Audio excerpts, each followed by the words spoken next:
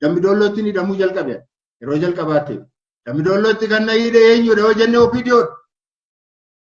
Gaafa sana kan biirootti na waame, kan mana hidhaatti na erge, kan fuudhee na geesse, mana hidhaa keessa kan na kaa'e TPLF otoo hin taane OPDO. Nama sana har'as maqaa isaa dha'uu nan danda'a barbaachisaa yoo ta'etti. Achii booda amma fedhan eeganuu hidhaniin booda gannu lakkisan. Eegas immoo haroo sabuu yookaan alam tafariittis immoo yeroo lammataatiif deebi'ee ni dhabe. Gaafa sanas kan na hidhe eenyudha? OPDO ammas kan na hidhe jechuudha. Amma fedhan eeganuu hidhaniin booda uummatatti nu dhiyeessanii namichi kun homaan hin goone jedhee uummati amma nuuf gada lakkifamu jennaan ganna lakkisan.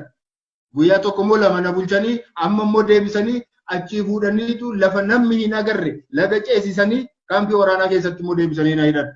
Ammas kan kana godhe OPDO dhuma. Isaan booda immoo maaltu ta'e?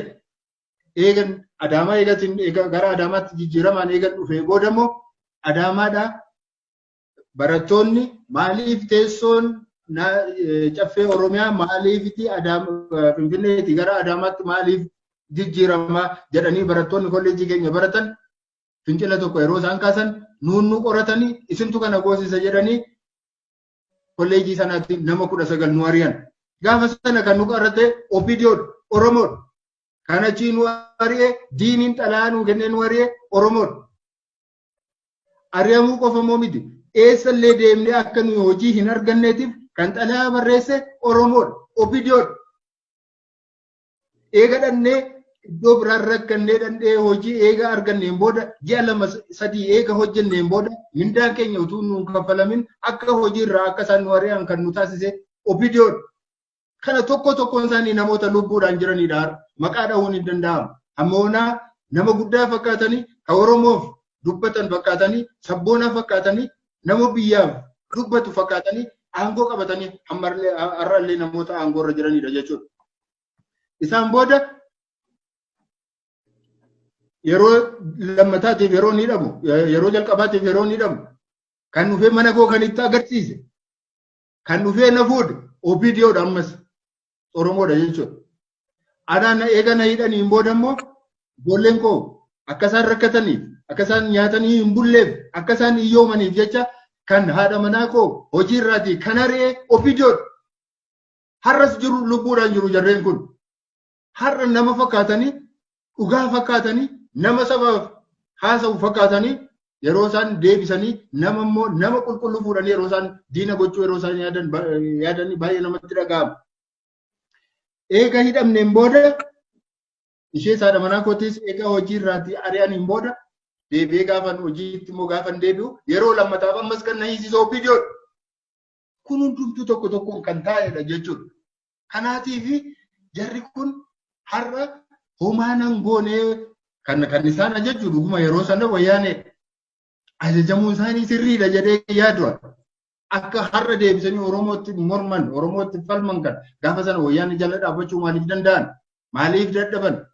Har'a ofii isaanii qulqulluu godhanii gaafa sana ashkarii ta'anii jara gugguufanii saba isaanii miidhaa turanii, saba isaanii saamaa turanii, saamsisaa turanii, ajjeesaa turanii, hidhaa turanii har'a immoo deebisanii namoota hidhamaa turre, namoota kaleessa dararamaa turre, namoota sana hundumtuu nama kana hundumaa fuudhanii cubbamaa gochuu barbaada. Wanta nama gaddisiisu tokkoon isinitti himuudhaaf hamma irraatti kan namatti isinitti himuu barbaadu tokko yoo jiraate haroo sabbuu keessa gaaf tokko mana hidhaa keessa jiru. Namoota mana hidhaa sana keessa jiran hunduma isaanii hin baasanii mana hidhaa sana keessaati. Ana qofaa kun hambisan. Halkan qofaa kun hambisan. Halkan dhukaasni tokko ka'e. Gaafa dhukaasni ka'u halkan keessaati gara sa'aatii 8 ta'a. Sa'aatii 8tti dhufanii kottu naan jedhan. Kottu jedhanii jennaan an mana hidhaa gara biraatti na geessuun se'e. Jennaan waan ani irra ceessu gasaa koo fudhadhee ba'u jennaan dhiisisa maal goota naan jedhan. Na fuudhanii ba'aniitu bakka tokkotti na geessan. Ajajaa isaanii biratti na geessan. Ajajaa isaan gaafa sana biratti na geessan hamba har'a him yoo naan jedhan maqaa isaa himuu nan danda'a. Eenyu akka inni ta'e. OPDO namichi kun irras lubbuudhaan jira. Isatti na geessan. Isatti gaafa na geessan maaliif fiddanii jedhe namichi dhugaatii dhugee rafeera guyyaa isaa ayyaana ture. Maaliif fiddan namicha kana jennaan kunoo abaawwatu dhufee addanaati dhukaasa nutti banee mana hidhaa cabsee baasisuudhaaf jedhe jennaan finnee dhufnee jedhan. Maaliif gara koo fiduree jedheen.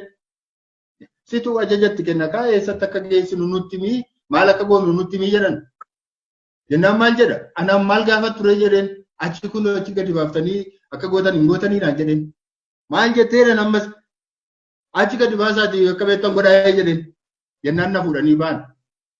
Inni tokko na dura deema lama sadii immoo na booddee deemu baatirii qabanii deemu. Halkan sa'aatii 8 sa'aatii 8 na fuudhanii kaanii hamma sa'aatii 10tti caakkaa keessa na deemsisan.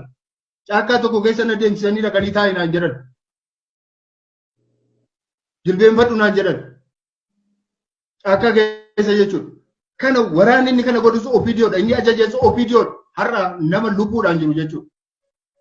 Jennaan taa'ii naan jedhan. Narraa siqanii baatirii natti qabanii inni tokko wanni natti qabeera. Natti qiyyaafateera.